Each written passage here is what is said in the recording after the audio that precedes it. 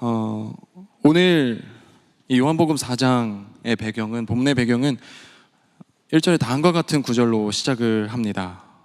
요한보다 예수께서 더 많은 사람을 제자로 삼고 세례를 주신다는 소문이 바리새파 사람들의 귀에 들어간 것을 예수께서 아셨다. 이런 언급으로 내용이 시작하고 있습니다.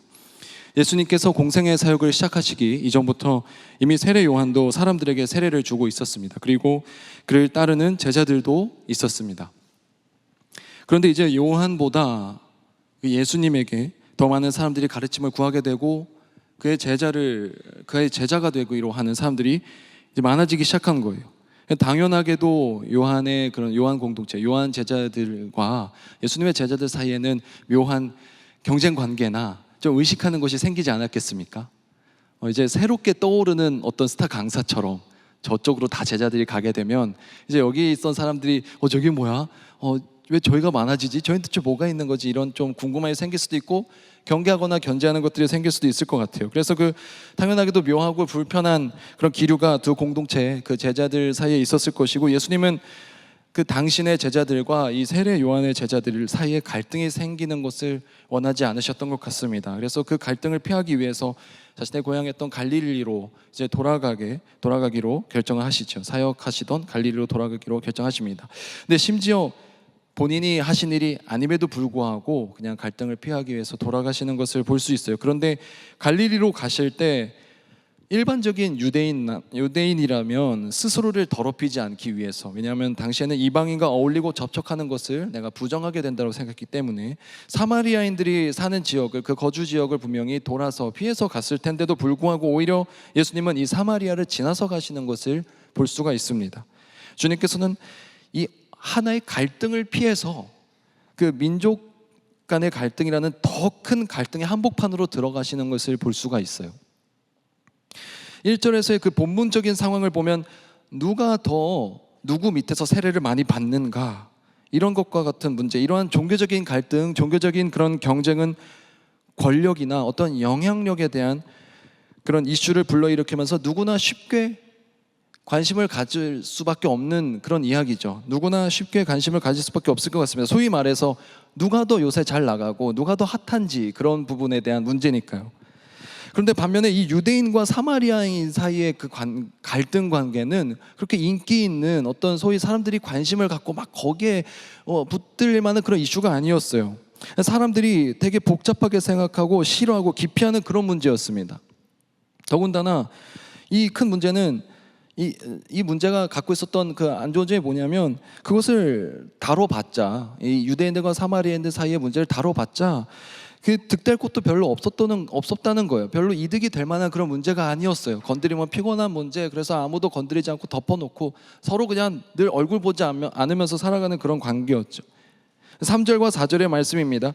예수께서는 유대를 떠나 다시 갈릴리로 가셨다. 그렇게 하려면 사마리아를 거쳐서 가실 수밖에 없었다. 이 예수님의 길은 다분히 의도적으로 보여요. 그런데 주님은 이 유대를 떠나서 사마리아 지역을 경유해서 갈릴리로 돌아가시는데, 이러한 예수님의 발걸음은 주님의 관심이 어디에 있는가, 그것을 보여주는 것 같습니다. 즉 주님의 마음은 사마리아인들을 향해 있었어요. 주님의 마음은 사마리아 땅에 있었어요. 우리가 주님의 마음이 있는 곳, 그 찬양에서처럼 주님의 마음이 그 땅 가운데 있었던 것입니다. 그 사마리아 사람들에게 있었어요. 오늘 본문의 배경은 사마리아 지역에서도 그 한 우물가, 그리고 그 우물가에 등장한 한 여인이 주인공입니다. 4장 7절의 말씀이죠. 한 사마리아 여자가 물을 기르러 나왔다. 예수께서 그 여자에게 마실 물을 좀 달라고 말씀하셨다. 당시 일반적인 중동의 마을에서는 여자들이 무더운 한낮 더위를 피해서 이른 아침이나 해지기 직전, 해가 져버리면 이제 아예 캄캄하니까 이른 아침이나 해지기 직전에 우물에서 물을 길었다고 합니다. 그리고 이 물 한번 길러보신 분들, 생수통 한번 옮겨보신 분들 알겠지만 물 무게가 장난이 아니에요. 그러니까 물을 길러 갔을 때는 3, 3, 5 무리를 지어서 여성들이 함께 물동이를 들기 위해서 보통 같이 갔다고 합니다. 혼자서는 이렇게 우물에 물을 기르러 가는 일이 없었다고 해요. 그런데 오늘 본문의 이 사마리아 여자, 사실 주목해서 보면 매우 특이한 것을 볼 수가 있습니다. 아무도 오지 않는 그 대낮에 그리고 사람들과 같이 온 것이 아니라 혼자서 이 우물에 왔다는 것은 그녀가 사회에서 따돌림을 당하고 있는 존재요, 매우 소외되어 있는 상황에 있는 것을 알 수가 있습니다. 그런데 그런 그녀에게 예수님께서 말을 거신 것이죠. 물을 달라고 요구한 것입니다. 저리 가라, 가까이 오지 마라, 이런 요구도 아니요, 나에게 물을 좀 줄 수 있습니까? 라는 요구였습니다. 예수님의 이러한 행동은 당시 상식으로서는 도저히 이해할 수 없는 것이었어요. 왜냐하면 유대인들과 사마리아인 사이에 그 적대감의 뿌리를 거슬러 올라가면 이미 500년도 더 된 이상의 그런 갈등이 있었던 상황이에요. 게다가 서로 일면식도 없는 유대인과 이방인, 그 사마리아인이었어요. 게다가 남성과 여성이었어요. 이러한 둘이서만 그렇게 이야기를 나누고 있는 중이라면 다른 사람들이 봤을 때는 매우 망측하고 좀 이상하게 여겨질지도 모르는 그런 상황이었습니다.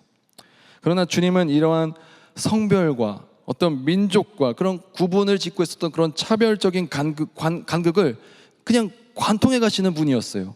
그것을 그냥 무너뜨리는 분이셨어요. 그걸 넘어가는 분이었어요. 마치 내가 세상에 그어져 있는 모든 차별적인 선을 없애버리겠다, 지워버리겠다, 그렇게 말씀하시는 것처럼요. 그리고 우리는 오늘 본문을 통해서 예수님의 시선을 세 가지로 살펴볼 수 있어요. 그리고 이 세 가지 시선을 우리가 좀 본받았으면 좋겠습니다. 예수 그리스도를 닮아가는 그런 시선을 닮아가는 저와 여러분의 이번 한 주가 되기를 소망해요. 그 첫 번째 시선은 바로 예수님의 시선은 낮은 곳을 향하고 있었다는 것입니다. 가장 낮은 곳을 향하고 있었다는 것이에요. 사랑하는 여러분, 포브스 등에서 발표한 세계 제1의 부자가 누구죠? 현재 제1의 세계 부자, 보통 일론 머스크죠. 뭐 다른 어떤 집계 방식에 따라 다 차이는 있을 수는 있지만 우리가 보통 세계 제1의 부자 하면 일론 머스크를 떠올립니다. 그 2위는 누구죠?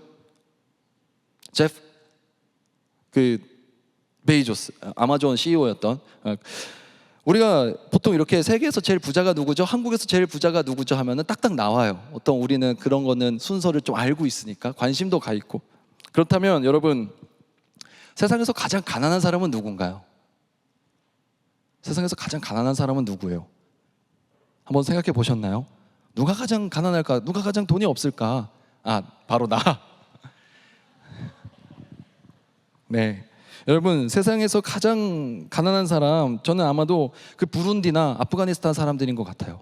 여러분, 이 최빈국의, 그러니까 국제 그 은행이나 이런 데서 이 나라는 정말 세계에서 가장 가난한 나라입니다, 최빈국입니다 규정하는 어떤 조건들이 한 세 가지가 있어요. 근데 그 중에 가장 다른 것들은 한 개 이상, 두 개 이상 충족돼야 되는데 가장 먼저 충족되어서 중요한 기준이 되는 게 바로 국민 총소득이에요. 1인당 국민 총소득, GNI 지수인데 이를 기준으로 보면 부룬디는 230달러, 아프가니스탄 360달러, 중앙아프리카 공화국 470달러, 마다가스카르 530달러 등으로 이 나라들이 가장 국민 그 총소득이 적어요. 1인당 총소득이.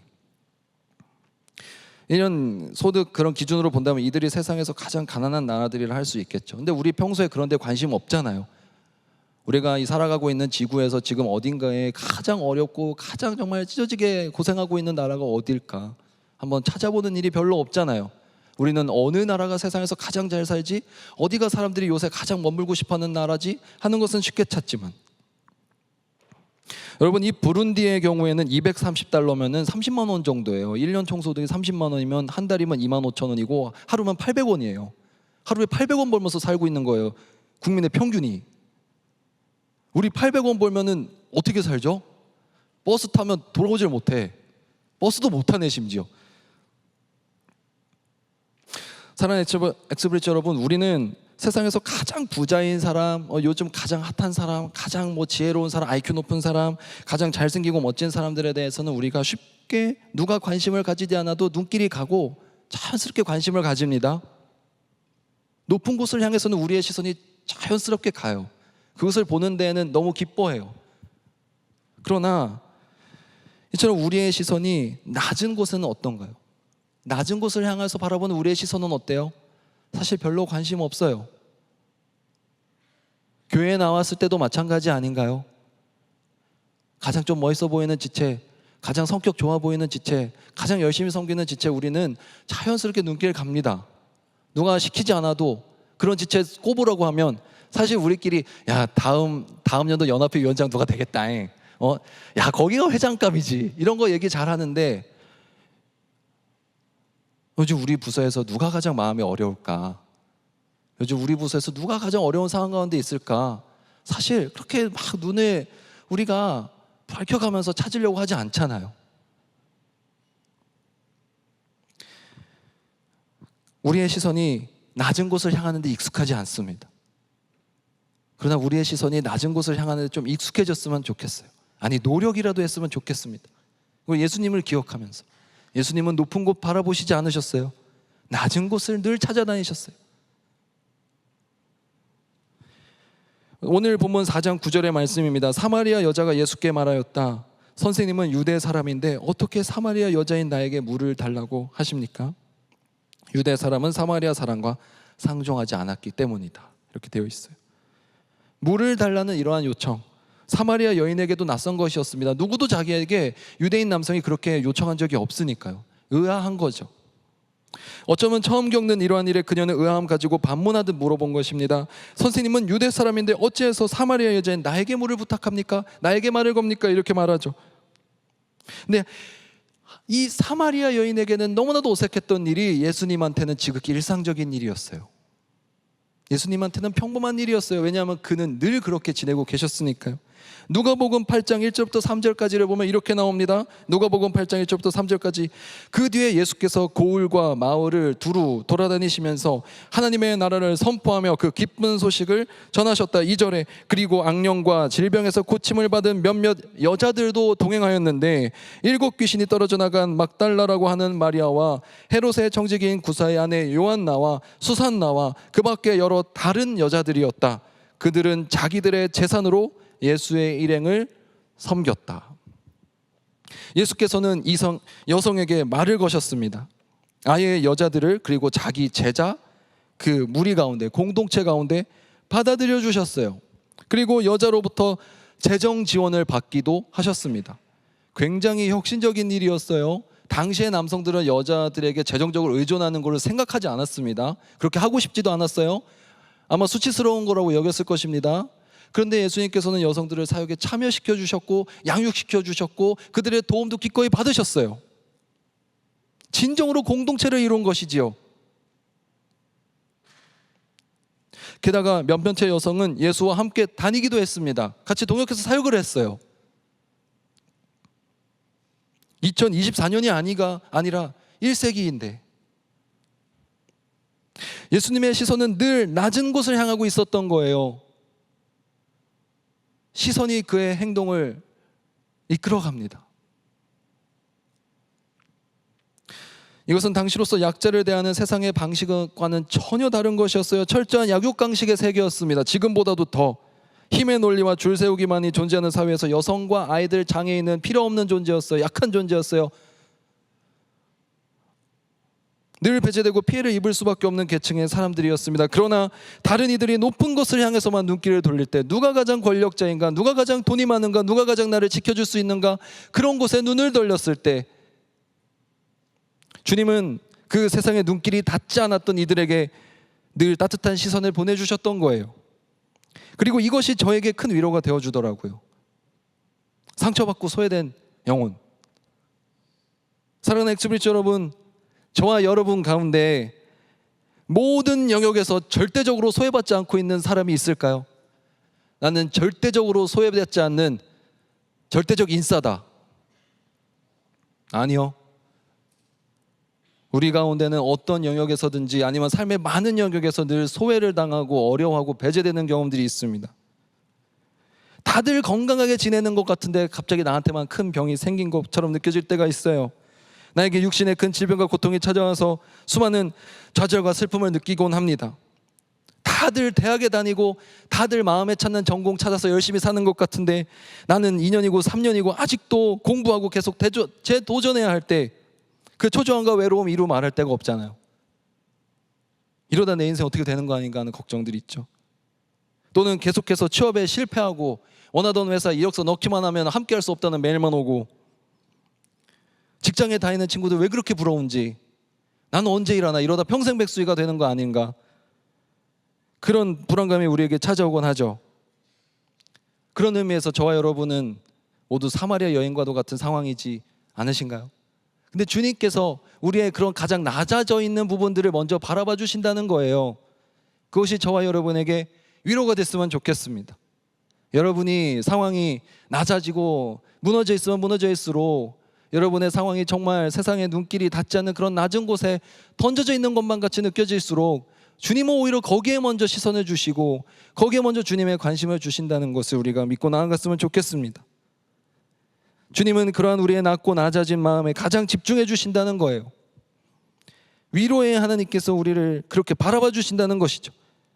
우리의 마음이 그래서 낮아지면 낮아질수록 우리는 걱정하고 불안해하는 것이 아니라 주님이 더 바라봐 주시겠구나, 그 소망을 품었으면 좋겠습니다. 주님은 우리의 강점에 관심 없으십니다. 물론 선하게 사용되고 우리의 재능을 발휘하는 마음이 있으시겠지만 먼저 관심이 있으신 곳은 우리의 약점, 우리의 무너진 곳, 우리의 상처임을 우리가 의지하며 나아갔으면 좋겠습니다. 그리고 그렇다면 그런 사랑을 입은 자들답게 우리 또한 우리의 시선을 낮은 곳으로 향할 수 있어야 돼요. 다들 높은 곳을 바라보듯이 나도 높은 곳만 바라보는 것이 아니라 낮은 곳을 바라볼 수 있어야 됩니다. 사실 저에게는 매 주일 예배가 모두 특별하지만 저에게도 특별히 참 감사해요. 왜냐하면 설교자로 저와 저희 아내를 설교자로 세워주셨으니까요. 아내와 저는 부부 목사로서 대학부를 섬기고 있습니다. 그래서 아내 사진인데 아내는 오후 2시 30분 예배, 저는 3시 30분 예배. 그래서 예배를 거의 비슷한 시간에 드려요. 오늘도 아내는 지금 방금 전에 설교를 마치고 아마 이제 모임 중일 텐데, 그런데 아내에게는 아직도 이 남성들이 훨씬 더 많은 비중을 차지하고 있는 그런 교육자들 사이에서, 실제로 그 아내 대학 청년분은 7명이거든요, 교육자가. 근데 아내 혼자 여성 교육자예요. 그렇게 지낸다는 것이 사실 많이 쉽지만은 않아 보이더라고요. 근데 내색을 하진 않아요. 집에 와서 뭐 힘들다 어쨌다 저쨌다 이러지 않고 늘 괜찮다고 하고 오히려 저를 걱정해 줄 때가 많은데, 근데 사람들의 인식과 그런 편견이 있잖아요. 아직 그런 넘지 못하는 부분들이 있고 또 제한들이 있어요. 그런 부분들에 날마다 부딪혀가면서 사역을 헤쳐나가는 모습이 때로는 남편으로서 걱정도 되고 되게 측은하기도 합니다. 근데 그러면서 느끼는 것은, 너무 무서운 것은 저 역시 남성이기 때문에 남자라서 그 입장을 잘 못 알아주는 경우가 너무 많더라고요. 그래서 저에게는 나에게는 너무나 자연스러워서 미처 알아봐 주지 못하는 부분들이 있더라고요. 여러분, 낮은 곳을 바라봐 준다는 것은 보통 쉬운 마음으로 되는 것이 아닙니다. 보통 간단한 결단으로 되는 것이 아니에요. 우리의 시선과 가치관이 완전히 변화될 때야만이 우리의 본능을 거슬러서 낮은 곳을 바라볼 수 있게 되는 것입니다. 오늘 말씀에서 주님께서 그렇게 하셨듯이 저 또한 누군가 상처받고 외롭고 힘들어하고 있는 그 낮은 부분으로 시선을 집중해야 되겠구나, 날마다 그렇게 기도하고 또 돌아보게 해주시는 것 같아요. 우리 공동체 안에 놓치고 있을, 어려움을 갖고 있을 지체들을 우리가 돌아보기 위해서 날마다 기도하고 좀 더 관심을 가졌으면 좋겠습니다. 두 번째가, 주님은 영적인 것을 바라봐 주셨다는 거예요. 첫 번째는 낮은 곳을 바라보셨고, 두 번째는 영적인 것을 바라봐 주셨다는 것입니다.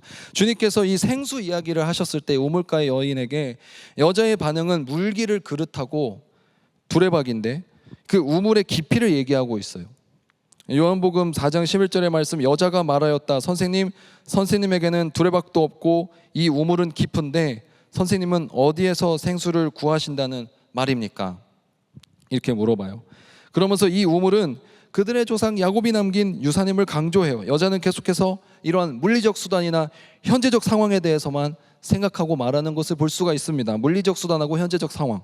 그러나 주님께서는 한 번 더 말씀하시죠. 예수께서 말씀하셨다. 이 물을 마시는 사람은 다시 목마를 것이다. 그러나 내가 주는 물을 마시는 사람은 영원히 목마르지 않을 것이다. 내가 주는 물은 그 사람 속에서 영생에 이르게 하는 샘물이 될 것이다. 아멘. 여기에 시간의 정복에 대한 개념이 나와요. 내가 시간을 이기었노라. 그런데 여자는 다시 한번 그냥 그런 물이 있으면 좀 나 좀 달라고 해요. 영생에 대한 관점이 아직 트이지 못한 것을 볼 수 있어요. 영적으로 의미를 받아들이고 있는 것이 아니라 단순히 정말 나의 해갈을, 갈증을 풀어주는 것을 액체로서 생각하고 있는 것을 볼 수 있습니다. 그 여자의 목마르지 않게 해달라는 그 부탁은 내 요구와 결핍을 채워달라는 정도의 그런 요구예요. 물 기르러 그냥 오지 않게 해달라고, 편하게 살게 해달라고, 그냥 내 주변의 상원들이 원하는 대로 그냥 편하게 해달라고 이렇게 말하고 있는 것입니다. 그러니까 이 사마리아 여인이 찾고 있었던 음료는 원래 자신의 갈증을 그냥 없애주고 매일의 힘든 그런 고역을 없애줄 그냥 마법과도 같은 그런 음료수였던 거죠. 예를 들면 다음과 같은 것들에 해당될 것 같아요. 케네스 베일리라는 신약학자가 중동의 눈으로 본 예수에서 다음과 같이 말하고 있습니다.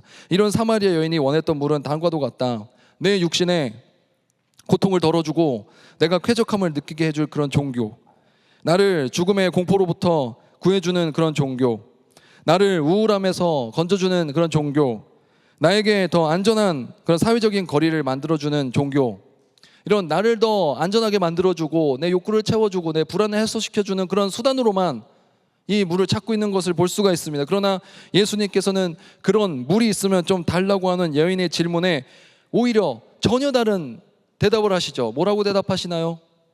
내 남편을 불러오라고 하십니다. 갑자기 물 얘기를 더 하시는 게 아니라.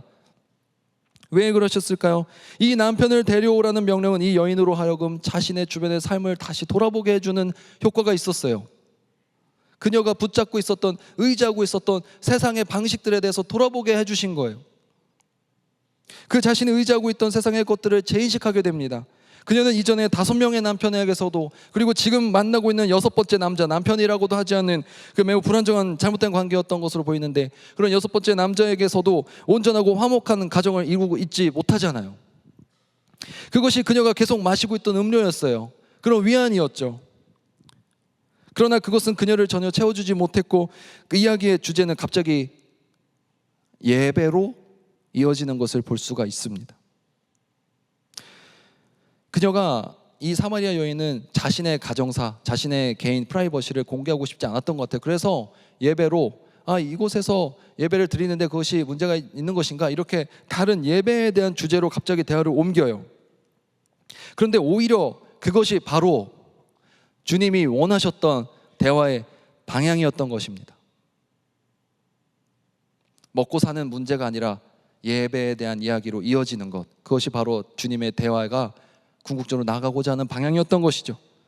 주님께서는 요한복음 4장 23절의 말씀, 참되게 예배를 드리는 사람들이 영과 진리로 아버지께 예배를 드릴 때가 온다. 지금이 바로 그 때이다. 아버지께서는 이렇게 예배를 드리는 사람들을 찾으신다라고 예배에 대해서 말을 하십니다. 주님께서는 그리고 지금이 예배할 그 때임을 말씀하세요. 여러분, 예배에 대한 논의는 자연스럽게 무엇으로 연결되나요? 우리의 예배의 대상에 대한 이야기로 연결됩니다. 그래서 바로 예수 그리스도로 이어지는 것이죠. 내게 말하는 그가 바로 나다. 사랑하는 여러분, 요한복음에 나는 무엇이다, 나는 포도나무다, 나는 빵이다 라고 말씀하시는 요한복음의 7개 에고 에이미 구절, 여기로부터 비롯되고 있다는 것은 놀라운 사실입니다. 예수님께서 먼저 자신을 증거해 주세요. 지금 내 앞에 말하고 있는 그 메시아가 바로 나다. 그러면서 계속해서 예수 그리스도에 대해서 자기 선언적인 이야기들이 요한복음에 이어지고 있는 것이죠. 예배의 대상, 바로 예수 그리스도를 말씀하면서 이 대화가 맞춰지고 있습니다. 그리고 4장 26절에 다음과 같이 말씀하고 계신 거죠. 내가 그라고, 내가 바로 너가 찾고 있던 그 사람이라고. 완전히 이 여인의 시선을 먹고 살아가는 문제, 물질적인 문제에서 영적인 차원으로 바꿔주고 계신 것을 볼 수가 있습니다. 마지막 주님의 시선을 통해서 발견할 수 있는 것은 개인을 바라보는 것이 아니라 바로 공동체를 바라보고 있는 주님의 시선입니다. 이제 주님을 만난 사마리아 여인이 다시 동네로 돌아가는 것을 볼 수가 있어요. 그런데 중요한 것이 있습니다. 바로 물동이를 버려두고 갔다라는 표현이 나와요. 처음에 자신이 물을 깃기 위해서 들고 왔던 그 물동이, 혼자 올지언정 꼭 필요했던 물동이, 이렇게라도 삶을 연명해야만 했던 나의 유일한 생명 생존 수단, 근데 그것을 내려놓고 돌아가는 것을 볼 수가 있습니다. 무엇을 하러? 그리스도를 증거하러 돌아가고 있는 것을 볼 수가 있어요. 무엇인가를 버려두고 주님을 따르는 것, 무엇인가를 버려두고 무엇을 증거하기 위해 가는 것, 어디서 많이 본 듯하지 않으세요? 예수님의 제자들이 그랬잖아요. 예수님이 부르실 때 그렇게 나아갔죠. 예수님이 제자들을 부르셨을 때 그들이 주님을 따르기 시작할 때 배와 그물을 버려두고 가잖아요. 자신의 생계의 수단을 내려놓고 간다는 것은 이제 나 자신만을 위해서 살지 않겠다는 고백을 의미합니다. 이제 공동체를 바라보는 거예요. 나와 주변을 바라보기 시작하는 마음이 생기는 것입니다. 예수님의 제자들도, 그리고 오늘의 사마리아 여인도 자신의 일이 없어진 것이 아닙니다. 그 전에 하고 있었던 일이 없어진 것이 아니라 변한 거예요. 새로운 일이 생기는 거죠. 그렇지만 이전에는 자기 자신만을 위한 것이었다면 이제는 함께 살아가겠다는 그런 것입니다. 그래서 동네로 돌아가서 그리스도를 알리고 그분에게로 사람들을 인도하는 역할을 하게 돼요. 4장 28절 말씀이죠. 그 여자는 물동이를 버려두고 동네로 돌아가서 사람들에게 말하였다. 내가 한 일을 모두 알아맞히신 분이 계십니다. 와서 보십시오. 그분이 그리스도가 아닐까요? 사람들이 동네에서 나와서 예수께로 갔다. 이렇게 나와 있습니다.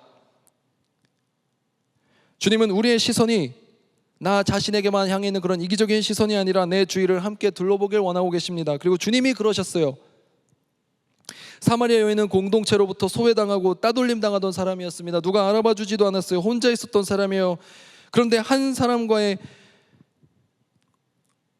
이 만남을 통해서 이 주님을 만났을 때 그 주님이 주신 은혜의 강물을 체험하게 되자 그녀는 그 은혜를 혼자만 간직하는 것이 아니라 오히려 공동체에 가서 그것을 알리는 것을 볼 수 있습니다.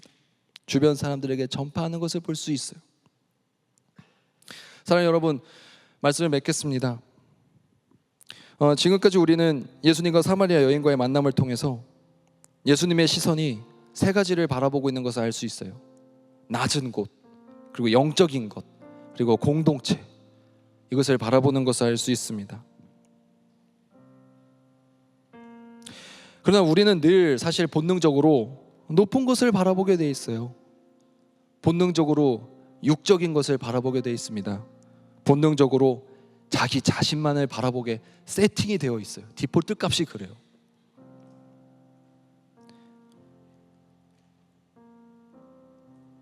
그래서 여러분들에게 갑자기 새삼, 내일부터 낮은 곳 바라보세요. 공동체 바라보세요. 영적인 거 바라보세요 하지 않겠습니다. 그렇게 말해도 안 될 거 아니까요. 우리가 아무리 낮은 것을 보려고 해도, 영적인 것만 바라보려고 해도, 또 공동체를 바라보려고 해도 이 문 나서고 나면 바로 들어오는 거는 나 혼자 먹고 잘 사는 일들 눈에 들어올 수밖에 없습니다. 그럼 그렇다고 계속 그렇게 쳇바퀴 돌듯이 살 수는 없잖아요. 여러분, 어떻게 하면 우리의 시선이 바뀔 수 있을까요? 우리의 노력으로 되지도 않고 특별한 방법으로 되지도 않는데, 여러분, 낮고 영적이고 공동체, 낮고 영적이고 공동체, 어디죠? 교회입니다. 교회. 낮은 영적 공동체, 그리고 교회는 곧 예수 그리스도예요. 여러분, 갑자기 낮은 곳 보려고 애쓰지 마세요. 예수 그리스도를 바라보려고 힘쓰세요. 여러분, 갑자기 육적인 거 다 내려놓고 자기 삶 다 때려치고 영적인 거 바라보겠답시고 갑자기 홀리한 거 어디서 찾지 마시고 예수 그리스도 생각하세요.